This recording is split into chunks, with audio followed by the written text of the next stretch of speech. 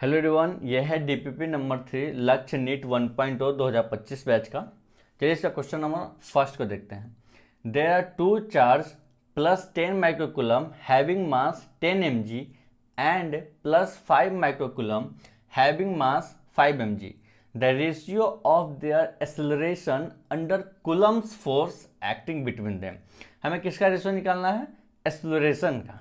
ठीक है, चलिए इसका सोल्यूशन हम लोग देखते हैं। क्या है, दो चार्जेस दे रखे हैं 10 माइक्रोकूलम, ठीक है, और प्लस 5 माइक्रोकूलम। ये चार्जेस हमें दे रखे हैं। लेट्स सपोज ये कुछ चार्ज आर डिस्टेंस पे है और मास कितना दे रखा है। लेट्स सपोज इसको हम लोग m1 बोल देते हैं, तो ये हमारा दे रखा है 10 mg, और इसे अगर हम m2 बोलते हैं तो इसका दे रखा है 5 mg। ठीक है, ये चार्ज इस पर कुछ फोर्स लगाएगा इस डायरेक्शन में। लेट्स सपोज F2 लगा रहा है, ये चार्ज इस पर कुछ फोर्स लगाएगा इस डायरेक्शन में, क्योंकि दोनों पॉजिटिव है, दोनों एक दूसरे को रिपेल करेंगे। ये कुछ F1 लगा रहा है। ठीक है, अब यहाँ से हम लोग F1 को देखेंगे। F1 कितना हो जाएगा? K Q1 Q2 by are square. ठीक है, वैसे यहाँ पे F2 कितना हो जाएगा? F2 हमारा कितना हो जाएगा?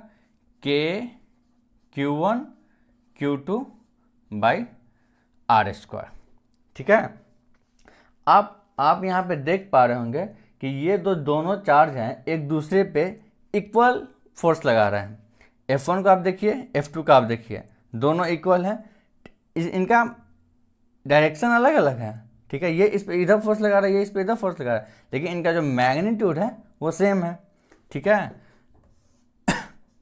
तो यहाँ पे आप देखिए, तो यहाँ पे हम लोग लिख सकते हैं क्या कि F1 इक्वल टू F2 लिख सकते हैं, क्योंकि दोनों एक दूसरे पर तो सेम फोर्स लगाएंगे।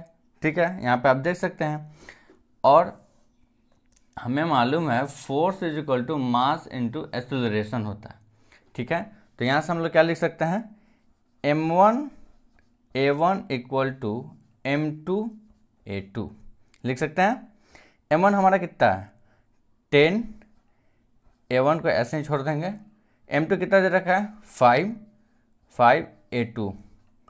ठीक है, अब हम लोग A2 को इधर लेके आ जाएंगे। ठीक है, मैं यहाँ पे कर देता हूँ ताकि नीचे पता नहीं दिख रहा होगा, नहीं दिख रहा होगा, तो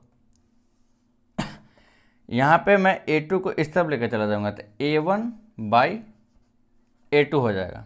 ठीक है, इक्वल टू ये 5 इधर है तो इधर ही है, और इस 10 को मैं इस तरफ लेकर चला जाऊँगा, तो इस तरफ मल्टीप्लिकेशन में है तो इधर डिवीजन में चला जाएगा 10। ठीक है, 5 से हम लोग 10 को कट करेंगे 2, A1 बाई A2 कितना हो जाएगा? 1/2, यानी कि A1 is to A2, A1 is to A2 equal to 1:2। ठीक है, तो ये हमारा ऑप्शन नंबर फर्स्ट। ठीक है, आई होप कि ये समझ में आ गया होगा। अब हम लोग क्वेश्चन नंबर सेकंड को देखते हैं। चलिए अब हम लोग क्वेश्चन नंबर सेकंड को देखते हैं। Fg and Fe represent gravitational and electrostatic force respectively between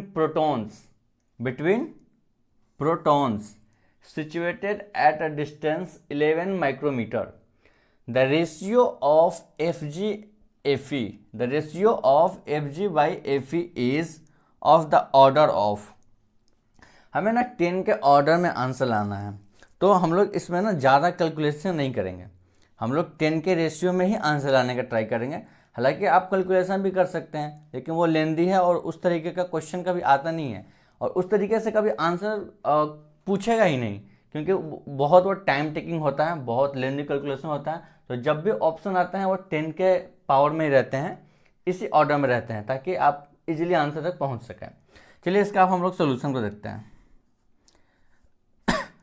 solution के लिए सबसे पहले तो हम लोग को प्रोटॉन का चार्ज पता होना चाहिए, फिर हमें प्रोटॉन का हमें मास पता होना चाहिए। ठीक है, तो प्रोटॉन पे चार्ज कितना होता है? यहाँ पे हम लोग लिखते हैं, साइड में हम लिख देते हैं आपके सहूलियत के लिए। चार्ज ऑफ प्रोटॉन कितना हो जाएगा? 1.6 × 10⁻⁻⁹ कूलम। ठीक है, अब हम लोग लिख देते हैं क्या, mass of a proton. Mass of a proton कितना होता है, क्योंकि हमें ग्रेविटेशनल फोर्स भी देखना है, हमें मास की भी जरूरत पड़ेगी। तो मास कितना हो जाएगा इसका, 1.67 इंटू 10⁻⁻27 kg। ये हो गया मास ऑफ अ प्रोटॉन। अब यहाँ पे ग्रेविटेशनल फोर्स निकालते हैं, उसमें हमें जी कांस्टेंट की भी वैल्यू पता होनी चाहिए, ठीक है। तो जी की वैल्यू कितनी हो जाती है, जी की आपकी वैल्यू हो जाती है 6.67 इंटू 10⁻⁻11 न्यूटन मीटर स्क्वायर पर kg स्क्वायर, ठीक है। अब इलेक्ट्रोस्टैटिक फोर्स निकालते समय हमें के कांस्टेंट की भी वैल्यू पता होनी चाहिए। के की वैल्यू होती है 9 into 10⁹ newton metre coulomb square, newton metre पर कूलम स्क्वायर। तो ये 4 चीज़ें हैं जिनकी हमें हेल्प जरूरत पड़ेगी ये क्वेश्चन को करने में, ठीक है। तो अभी चलते हैं, इसका हम सॉल्यूशन को देखते हैं। एफ जी बाई एफ ई निकालना है, ratio of F G by F ई। अब हम लोग पहले एफ जी ऊपर लिखते हैं, F G by F E, ठीक है। पहले तो एफ जी हम लोग पहले अलग अलग लिख लेते हैं ताकि थोड़ा सा इजी रहे, देखने में अच्छा लगे और थोड़ा सा कोई कन्फ्यूजन भी ना रहे। एफ जी क्या होता है, जी m1 m2 by are square होता है, ठीक है। हम लोग पहले यहाँ पे 2 प्रोटॉन ले लेते हैं। ये देखिए यहाँ पे 2 प्रोटॉन है, मान लीजिए इन दोनों के बीच का जो डिस्टेंस है वो r है, ठीक है। इन पे मास कितना है m, इस पर भी मास m ही होगा, ठीक है।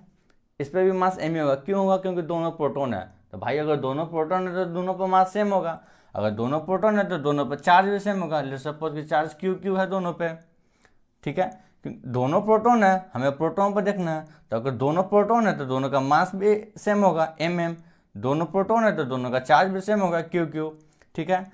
अब हम लोग ग्रेविटेशनल फोर्स निकालते हैं, जी m1 m2 by are square होता है, लेकिन m1 m2 यहाँ पर हमारा इक्वल है, तो सीधे हम लोग लिखेंगे जी m स्क्वायर बाई नीचे आर स्क्वायर, ठीक है। अब हमें यहाँ पे इलेक्ट्रोस्टैटिक फोर्स देखेंगे, के Q1 Q2 होता है, लेकिन हमारा Q1 और Q2 दोनों तो सेम ही है, तो हम लोग यहाँ पे Q स्क्वायर लिखेंगे, K Q square by are square, ठीक है। अब यहाँ पे हम लोग करेंगे F G by F E, ठीक है। G M square are square के Q square by are square. हम यहाँ से सीधा भी कट कर सकते हैं, ठीक है, आर स्क्वायर स्क्वायर कट कर देंगे, लेकिन मुझे पता है बहुत लोगों को इसमें भी प्रॉब्लम होती है, मुझे ये चीज़ें पता है बहुत अच्छे से, तो मैं इसे क्या करूँगा, अलग मैं अच्छे से थोड़ा सा कर देता हूँ ताकि कन्फ्यूजन ही ना रहे बिल्कुल। G M square by are square, ये डिवीज़न में है, देखिए इस तरीके से ये डिवीज़न में है, ये इसे डिवीजन में है तो यहाँ पर मल्टीप्लाई में हो जाएगा। जैसे ये देखिए डिवीजन में कुछ इस तरीके से है, के क्यूब स्क्वायर आर स्क्वायर, ठीक है। इसको हम मल्टीप्लाई में कर देंगे, G M square are square into r square के क्यू स्क्वायर, इस तरीके से। आप यहाँ से डायरेक्ट भी कट कर सकते थे, लेकिन मैंने डायरेक्ट कट नहीं किया, मैंने थोड़ा सा ईजी करने के लिए ताकि कन्फ्यूजन ना हो, मैंने इस तरीके से बताया, ठीक है। अब यहाँ से तो आर स्क्वायर स्क्वायर बिजली कट कर सकते हैं। अब यहाँ पर हमारा क्या बच जाएगा, जी एम स्क्वायर बाई के क्यू स्क्वायर, ये हमारा एफ जी बाई एफ है, ठीक है। अब क्या करेंगे, अब यहाँ पे हम लोग सिंपली सबका वैल्यू पुट करेंगे, और हम लोग हर पार्ट को कैलकुलेट नहीं करेंगे, हम लोग सिर्फ 10 वाले पार्ट पे ज़्यादा ध्यान देंगे, जो 10 के पावर में है उस पर ज़्यादा ध्यान देंगे, क्योंकि उसी के ऑर्डर में हमें आंसर मिलेगा, ठीक है। जी का वैल्यू कितना होता है, जी का वैल्यू हम लोग लिखते हैं 6.67 इंटू 10⁻⁻11। आपको अगर याद नहीं है तो आप यहाँ से देख सकते हैं, मैंने यहाँ पे लिखा हुआ है, ठीक है, इंटू एम स्क्वायर है, ठीक है। एम स्क्वायर मतलब मास ऑफ प्रोटॉन लिखना है 2 बार, ठीक है। मास ऑफ प्रोटॉन कितना हो जाता है आपका 1.67 इंटू 10⁻⁻27। इसका स्क्वायर करना है, लेकिन मैं यहाँ पे स्क्वायर भी नहीं करूँगा, मैं यहाँ पे सीधा खोल के लिख दूंगा आप लोग के लिए, कोई कन्फ्यूजन नहीं होना चाहिए, ठीक है। 10⁻⁻27 ये एम स्क्वायर ही है, एम को मैंने 2 बार जस्ट लिखा है पूरे खोल कर। चाहता तो मैं यहाँ पे स्क्वायर भी कर सकता था, लेकिन मैंने नहीं किया। अब देखिए नीचे क्या है, के का वैल्यू कितना होता है 9 इंटू 10⁻9, ठीक है। चार्ज कितना होगा, चार्ज का स्क्वायर है, क्यू का स्क्वायर है, लेकिन हम यहाँ पे खोल कर ही लिखेंगे, जैसे मैंने एम को खोला है वैसे ही। 1.6 इंटू 10⁻⁻19 कूलम, -19 इंटू 1.6 इंटू 10⁻⁻19। इसको मैंने ऐसे ही लिखा है, मैंने पूरा खोल के लिखा है। चाहता था स्क्वायर कर सकता था, लेकिन मुझे स्क्वायर करके कन्फ्यूजन नहीं करना था, क्योंकि बहुत लोग होते हैं जो ये हो जाते हैं, कन्फ्यूजन उनको होता है, उनको मतलब इनमें भी हो जाता है, मुझे पता है, इसलिए मैंने खोल के पूरा अच्छे से लिखा है। अब हम लोग का मेन फोकस किस पर रहेगा, जो 10 के पावर में है। ऊपर देखिए, इन सब पर उतना ध्यान मत दीजिए, क्योंकि हमें ये अगर इसे हम लोग कैलकुलेट करने लगे, मल्टीप्लाई करने लगे, तो बहुत ज़्यादा लेंदी हो जाएगा। इस तरीके से ऑप्शन भी नहीं दे रखा, सीधा हम लोग 10 के पावर वाला पर देखते हैं। यहाँ पर देखिए 10 का पावर -11, 10 का पावर -27, 10 का पावर -27, इन सबको ऐड करेंगे तो कितना होगा, और 54 और ये कितना हो जाएगा, 54 आपका हो जाएगा, और ये 65 हो जाएगा आई गेस, ये हो जाएगा ऊपर में आपका 65, ठीक है। एक बार चेक कर लेते हैं, 714 5, हाँ बिल्कुल सही है, ये 65, 10⁻⁻65। यहाँ पे ना आपका, यहाँ पे इन सब का मल्टीप्लाई किया हुआ भी यहाँ पे कुछ आएगा, ठीक है, यहाँ पे कुछ आएगा, लेकिन हमें वो नहीं कैलकुलेट करना, हमें 10⁻⁻ में ही सीधा देखना है, ठीक है। नीचे अब देखिए, इनका जो मल्टीप्लाई है ये भी हम लोग नहीं करेंगे, सिर्फ 10 का पावर वाला देखेंगे। 10⁻9 है, 10⁻−19, 10⁻−19, तो इन दोनों को ऐड करेंगे और 9 को 10⁻−19 और ये -19 को ऐड करेंगे, कितना हो जाएगा 38, 10⁻−38 हो जाएगा। -38 में से 9 को हम लोग सब्ट्रैक्ट करेंगे, कितना हो जाएगा 38 हो जाएगा, और 9 इसमें हम लोग कट करेंगे 29 हो जाएगा, ठीक है। और 29 हो जाएगा तो 10⁻−29, ठीक है।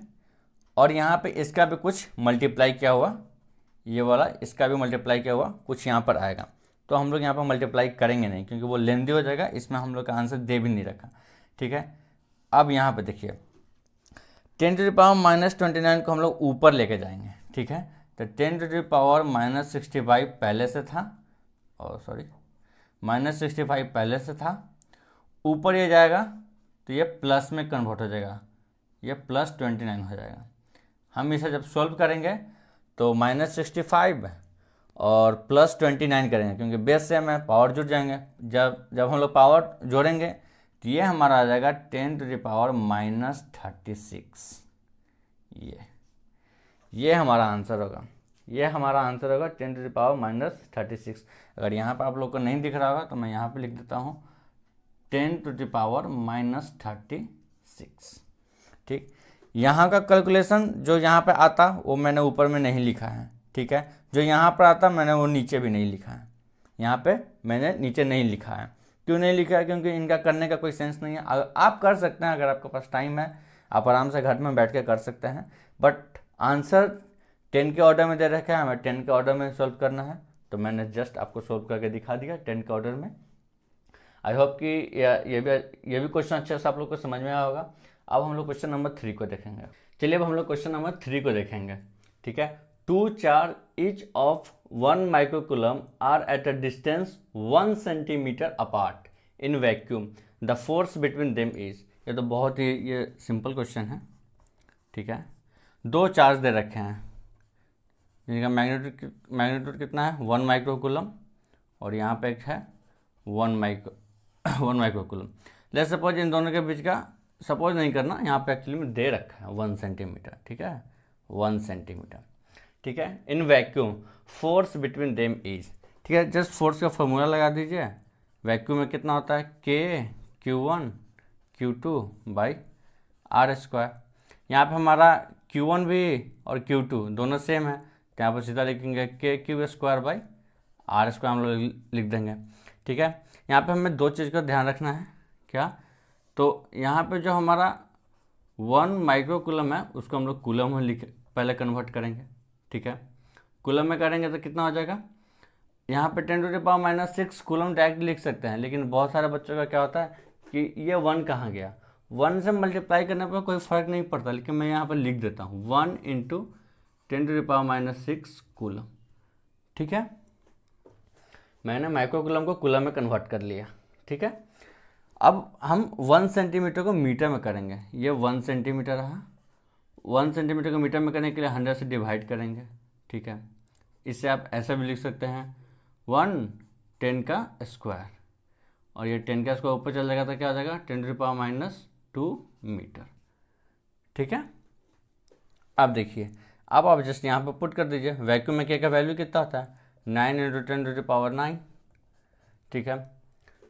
क्यू का स्क्वायर है, क्यू का वैल्यू आपको पता है 1 माइक्रो कूलम है, माइक्रो कूलम को मैंने कूलम में वहाँ पर कर रखा है 1 × 10⁻⁻6। मैं चाहूँ तो यहाँ पे स्क्वायर कर सकता हूँ यहीं पे, लेकिन मैं चाह रहा हूँ थोड़ा सा खोल कर लिख दूँ, कन्फ्यूजन होने का कोई गुंजाइश ही ना बचे, ठीक है। Q² बाई R² हमारा 10⁻⁻2 मीटर है, 10⁻⁻2 का होल स्क्वायर, ठीक है। 1 सेंटीमीटर को मैंने मीटर में किया वहाँ पे, ठीक है, 10⁻⁻2 का होल स्क्वायर, क्योंकि R² होता है, ठीक है। अब इसे हम लोग सॉल्व करेंगे, यहाँ पे 10⁻⁻2 का स्क्वायर करेंगे तो क्या हो जाएगा 10⁻⁻4। जैसे यहाँ पे देखिए 10⁻⁻2 है, स्क्वायर है, तो इसका हम लोग ऐसा लिख सकते हैं 10⁻2 × 10⁻2, यानी 10⁻4 लिख सकते हैं ऐसे नीचे में। तो ये जो 10⁻4 है ऊपर में जाके क्या हो जाएगा 10⁻+4। तो यहाँ पर हम लोग लिखेंगे क्या 9 × 10⁻9 इंटू 1 से आप मल्टीप्लाई करें तो सेम, जिससे अगर आप किसी भी डिजिट को 1 से मल्टीप्लाई करते हैं तो वो डिजिट खुद आ जाता है, क्योंकि 1 से मल्टीप्लाई करने पर कोई फ़र्क नहीं पड़ता। तो 1 यहाँ पे हम लोग ऊपर में अब नहीं लिखते हैं, मैंने जस्ट यहाँ पे इसलिए लिखा था क्योंकि बहुत लोग सोचते हैं क्या कि 1 माइक्रो कूलम है, तो जब आपने कूलम में किया तो ये 1 कहाँ चला गया। भाई 1 से मल्टीप्लाई करने पर कोई फ़र्क नहीं पड़ता, 1 लिखो या ना लिखो, ठीक है। तो मैंने तो यहाँ पर खैर लिख दिया था, लेकिन मैं अब नीचे नहीं लिख रहा, ठीक है। 10⁻⁻6 और ये 10⁻⁻6, ठीक है। और जो ये 10⁻⁻2 का स्क्वायर था, जो कि यहाँ पे मैंने करके बताया, ये 10⁻⁻4 हो गया, ऊपर जाके क्या हो जाएगा 10⁻+4, ठीक है। अब इसे देखिए जो बेस है इन सब का देखिए सेम है, पावर को ऐड कर देंगे, पॉजिटिव वालों के एक बार ऐड करते हैं हम लोग 9 × 10⁻13 हो जाएगा, और नेगेटिव वाला को करेंगे 10⁻12, इन दोनों के एक साथ और इन दोनों के एक साथ, ठीक है। अब देखिए 9 × दोनों का बेस सेम है, पावर जुटेंगे कितना हो जाएगा 10 का पावर 1 बचेगा, 10 का पावर 1 को सीधा आप 1 भी लिख सकते हैं, ठीक है। तो ये हमारा 19 न्यूटन हमारा ये निकल कर आ गया फोर्स, ठीक है। कौन सा ऑप्शन मैच करके, ऑप्शन नंबर बी, ठीक है। आई होप कि आपको समझ में आ गया होगा। चलिए अब क्वेश्चन नंबर 4 को देखते हैं। हम लोग क्वेश्चन नंबर 4 को देखेंगे। +2 coulomb and +6 coulomb, two charges are repelling each other with a force of 12 Newton. If each charge is given -2 coulomb of charge, then the value of force will be. ये देखिए यहाँ पे question में दे रखा है कि दो चार्ज हैं +2 कूलम एंड +6 कूलम, ये दोनों आपस एक दूसरे को रिपेल कर रहे हैं और इन पे जो फोर्स लग रहा है वो 12 न्यूटन लग रहा है, ठीक है। फोर्स कितना लग रहा है यहाँ पे, ये देखिए यहाँ पे 2 कूलम है, ठीक है, यहाँ पे आपका 6 कूलम है, ठीक है, 6 कूलम। लेट्स सपोज इनके बीच का डिस्टेंस r है, ठीक है। तो फोर्स जो हम लोग का दे रखा है K(Q1 Q2) by are square, जो हम लोग का क्वेश्चन में गिवन है वो 12 न्यूटन है। अब क्या कह रहा है, if each charge is given -2 coulomb of charge, जो ये जो चार्ज हैं इन्हें अगर हम -2 कूलम चार्ज दे देते हैं उसके बाद फोर्स क्या लगेगा वो पूछ रहा है। ये हमारा +2 कूलम है पहले से, ठीक है। ये हमारा पहले से कितना है, +6 कूलम है, ठीक है। अब इसे हम दे देते हैं -2 कूलम चार्ज, इसे भी हम लोग दे देते हैं -2 कूलम चार्ज। इस पर फिर चार्ज, नेट चार्ज कितना होगा, ये यहाँ पर चार्ज हो जाएगा हमारा 0, यहाँ पे हमारा चार्ज कितना हो जाएगा +4 कूलम, ठीक है। अब यहाँ पर आप फोर्स लिखिए K(Q1 Q2) by are square. Distance obviously बात है, डिस्टेंस सेम ही रहेगा, ठीक है, डिस्टेंस सेम ही है r, ठीक है। K(Q1 Q2) by are square करेंगे, ठीक है। K का वैल्यू आप लिख दीजिएगा, लेकिन जो हमारा Q1 है वो तो अब 0 हो गया, K 0 और Q2 मान लीजिए हमारा 4 कूलम है, 4 बाई आर स्क्वायर। जब Q1 ही 0 हो गया तो ये तो पूरे टर्म को 0 कर देगा। तो जो हमारा जो ये आफ्टर गिविंग -2 कूलम चार्ज, हमारा जो न्यू फोर्स हो जाएगा वो हमारा क्या हो जाएगा, 0 हो जाएगा। क्यों 0 हो जाएगा, क्योंकि जैसे ही +2 कूलम चार्ज पर हम -2 कूलम चार्ज देंगे तो नेट चार्ज क्या हो जाएगा, 0 हो जाएगा। और जब हम लोग नया चार्ज निकालेंगे F' = Q1 Q2 by are square, जिसमें हमारा Q1 ही हो जाएगा 0, Q2 ठीक है हमारा 4 कूलम है, लेकिन जो Q1 है हमारा 0 हो गया। जैसे ही हम फॉर्मूले में 0 को लिखेंगे वो 0 जिससे भी मल्टीप्लाई होगा पूरे टर्म को 0 कर देगा। तो आई होप कि ये भी क्वेश्चन समझ में आ गया होगा। अब क्वेश्चन नंबर हम लोग 5 को देखेंगे। चलिए अब हम लोग क्वेश्चन नंबर 5 को देखते हैं। 2 small conducting sphere of equal radius, ठीक है, इक्वल रेडियस है, ठीक है। 2 small conducting sphere of equal radius have charge +10 microcoulomb and -20 microcoulomb respectively and placed at a distance r from each other. Experience for F1. If they are brought in contact and separated to the same distance, they experience force F2. The ratio of F1 to F2 is, ठीक है। दो spare हमारा दे रखा है, ठीक है, 2 spare दे रखा है जिस पे चार्ज कितना है 10 माइक्रोकूलम है एक पे, और एक पे है कितना 20 माइक्रोकूलम, ठीक है। दोनों के बीच का डिस्टेंस कितना दे रखा है, डिस्टेंस दे रखा है हमारा r, ठीक है। अब इस पर बता रहा है कि इस पर फोर्स लग रहा है हमारा F1, ठीक है। They from each other experience force F1 इस पर फोर्स लग रहा है। चलिए हम लोग F1 को कैलकुलेट करते हैं। Q1 कितना है 10, ठीक है। माइक्रोकूलम को हम लोग कूलम में करेंगे 10⁻⁻6 इंटू 20 इंटू माइक्रोकूलम है तो हम लोग कूलम में करेंगे 10⁻⁻6 का r स्क्वायर, ठीक है। ये हो गया हमारा। अब क्या बोल रहा है क्वेश्चन में कि if they are brought in contact and separated to the same distance. अब ये बोल रहा है कि ये दोनों स्फीयर को आप क्या कीजिए कि इन दोनों स्फीयर को, जिस पे एक पे चार्ज है 10⁻10 कूलम और 10 एक स्फीयर है जिस पर चार्ज है कितना +10 माइक्रोकूलम, और एक स्फीयर है जिस पे चार्ज है कितना -20 माइक्रोकूलम। आप इन दोनों को टच कराइए। If they are brought in contact and separated to the same distance. अब बोल रहा है कि इन दोनों को आपस में आप कॉन्टेक्ट में लाइए, चिपकाइए, एंड देन इसको सेपरेट कीजिए सेम डिस्टेंस पे, और फिर फोर्स निकालिए तो वो फोर्स हमारा कुछ आएगा F2, ठीक है। अब उनका रेशियो आप बताइए, ठीक है।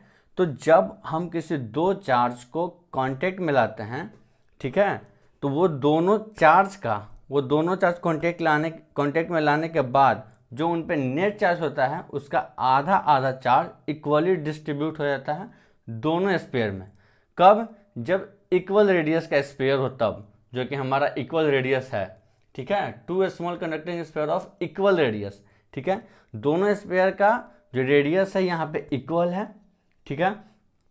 Equal sphere, equal radius of sphere में क्या होता है कि जब हम किसी दो चार्ज को कांटेक्ट में लाते हैं तो उनमें का उन इंडिविजुअली जितना चार्ज एक दूसरे पर होता है, कांटेक्ट में लाने के बाद जितना जो नेट चार्ज बचता है उसका आधा आधा चार्ज हो जाता है इक्वल रेडियस के केस में, ठीक है। तो इसको अगर हम कांटेक्ट में लाएंगे, ठीक है, तो इन पे नेट चार्ज कितना बचेगा, ये +10 माइक्रोकूलम है, -20 माइक्रोकूलम है, नेट चार्ज कितना बचेगा 10 माइक्रोकूलम। ये हमारा कितना हो जाएगा नेट चार्ज, ये नेट चार्ज है कांटेक्ट में लाने के बाद, ठीक है, ये हमारा नेट चार्ज है। अब क्या हो गया, ये नेट चार्ज का आधा आधा दोनों स्फीयर पे डिस्ट्रीब्यूट हो जाएगा, ठीक है, मतलब इस पर बचेगा -5 माइक्रोकूलम और इस पर बचेगा कुछ -5 माइक्रोकूलम, ठीक है, और दोनों को वापस सेम डिस्टेंस पे रखना है, सेम डिस्टेंस पे r पे, ठीक है। आई होप कि ये आप समझे होंगे, ठीक है। पहले तो दूर रखा हुआ था, दोनों पे फोर्स F1 लग रहा था, मैंने F1 निकाल लिया। अब क्वेश्चन में बोला कि आप इन दोनों को कांटेक्ट में लाइए और फिर सेपरेट कीजिए और सेम डिस्टेंस पर रख के फोर्स निकालिए। मैंने जैसे ही इन दोनों को कांटेक्ट में लाया, इनका चार्ज डिस्ट्रीब्यूट होगा, नेट चार्ज हमारा नेट चार्ज हमारा -10 माइक्रोकूलम हो जाएगा, ठीक है। नेट चार्ज हम लोग कैसे निकालेंगे, दोनों को सिंपली हम लोग ऐड करेंगे, ठीक है। यहाँ पर मैं बता भी देता हूँ, 10 प्लस ये पे देखिए 10 माइक्रोकूलम प्लस -20 माइक्रोकूलम, ठीक है, प्लस माइनस माइनस ही हो जाएगा, 10 माइक्रोकूलम -20 माइक्रोकूलम, ये हमारा कितना आ जाएगा -10 माइक्रोकूलम। तो इस तरीके से मैंने नेट चार्ज निकाला और इस नेट चार्ज का इक्वली डिस्ट्रीब्यूट हो जाएगा दोनों स्फीयर पर, क्यों, क्योंकि दोनों का रेडियस सेम है। तो इस पर आ जाएगा -5 माइक्रोकूलम और इस पर भी आ जाएगा -5 माइक्रोकूलम, और इसको वापस हम लोग सेपरेट कर देंगे डिस्टेंस r पे। चलिए अब हम लोग यहाँ पे F2 को निकालते हैं, ठीक है। F2 हमारा क्या हो जाएगा, K Q1, यहाँ पर तो हमारा Q1 Q2 दोनों इक्वल ही हैं, ठीक है। तो K Q1 और माइक्रोकूलम है तो इसको कूलम में करेंगे 10⁻⁻6 इंटू Q2 जो कि हमारा 5 ही है, और इसको भी हम लोग जब कूलम में करेंगे तो -6 से 10⁻⁻6 से मल्टीप्लाई करेंगे बाई r², ठीक है। अब क्या करेंगे, F1 और F2 का हमें रेशियो चाहिए। अब हम इन दोनों को डिवाइड कर देंगे, इन दोनों का हमें रेशियो ही तो चाहिए था, इन दोनों को हम लोग डिवाइड कर देंगे। मैं ये लाइन ना दूसरे कलर से कर देता हूँ ताकि कन्फ्यूजन ना हो, ठीक है। मैं दूसरे वाले मार्कर से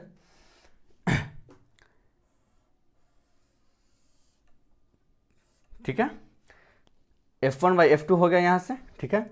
अब यहाँ देखिए r² से r² हमारा कट जाएगा, ठीक है, हमारा K से K कट जाएगा, ठीक है। 10⁻⁻6 से एक 10⁻⁻6 कट जाएगा, एक 10⁻⁻6 से एक 10⁻⁻6 कट जाएगा, ठीक है। एक 5 से 2 कट करेंगे तो एक 5 से हम लोग 10 को कट करेंगे 2 आ जाएगा, एक 5 से हम लोग 20 को कट करेंगे, ये 4 आ जाएगा, ठीक है। तो ऊपर बच जाएगा 8, नीचे कुछ नहीं बचेगा और यहाँ पे कुछ नहीं बचेगा, यहाँ पे आपका सारा कट जाएगा, ठीक है। ये 5 से मैंने 10 को कट किया 2 आया, और इस 5 से मैंने 20 को कट किया, यहाँ पे 4 आया। नीचे का तो पूरा कट गया, मतलब नीचे 1 हो गया, यहाँ पे r² भी कट गया, ऊपर में सिर्फ 8 बचा है, तो यहाँ ऊपर में सिर्फ हमारा 8 बचेगा, ठीक है। ये तो सारे टर्म कट गए, ठीक है, ये कट गए, ये कट गए, सारे टर्म ऊपर वाले ये भी कट गए, यहाँ पे सिर्फ ऊपर में 8 बचा है, ठीक है। तो F1/F2 हम लिखेंगे क्या, ऊपर में बचा 8 और नीचे में 1, ये तो सारे कट गए, 1 1 1 1 आ गए, तो 8/1, तो हमारा क्या हो गया, F1:F2 = 8:1, ठीक है। ये हमारा आंसर हो गया। अब यहाँ ऑप्शन में आप देखेंगे क्या, ऑप्शन में -8:1 है, ठीक है। हमारा यहाँ पे ऑप्शन तो बी ही सही है, हमारा ऑप्शन बी ही सही है, लेकिन यहाँ पे माइनस है। माइनस क्यों है, फर्स्ट वाले केस में आप देखिए F1 में आप देखिए तो दोनों चार्ज का नेचर अलग है, एक पॉजिटिव है और एक नेगेटिव है। सेकेंड वाले केस में आप देखिए तो सेकेंड में दोनों नेगेटिव हैं। तो फर्स्ट वाले केस में इनका नेचर कैसा है, अट्रैक्टिव, क्योंकि एक पॉजिटिव है एक नेगेटिव है। दूसरे वाले केस में देखिए दोनों नेगेटिव है, इनका नेचर कैसा है, रिपल्सिव। तो इनके इन दोनों फोर्स के F1 और F2 के नेचर अलग होने की वजह से एक में हमने माइनस लगाया है, क्योंकि इस ऑप्शन में मैग्नीट्यूड के साथ साथ डायरेक्शन को भी कंसीडर किया गया है। हमने सिर्फ यहाँ पे मैग्नीट्यूड को कंसीडर किया है, ठीक है। तो इसके वजह से यहाँ पे ये माइनस यहाँ पे आया है, क्योंकि यहाँ पे डायरेक्शन को भी इन्होंने कंसीडर किया है। वैसे भी कोई और ऑप्शन तो है नहीं 8:1 का जिससे आप कंफ्यूजन हो सकते हैं। एक ही ऑप्शन है 8:1, माइनस लगा है। क्यों लगा है, क्योंकि इन्होंने डायरेक्शन को कंसीडर किया गया है, ठीक है। तो ये था हमारा क्वेश्चन नंबर 5। अब हम लोग क्वेश्चन नंबर 6 को देखेंगे।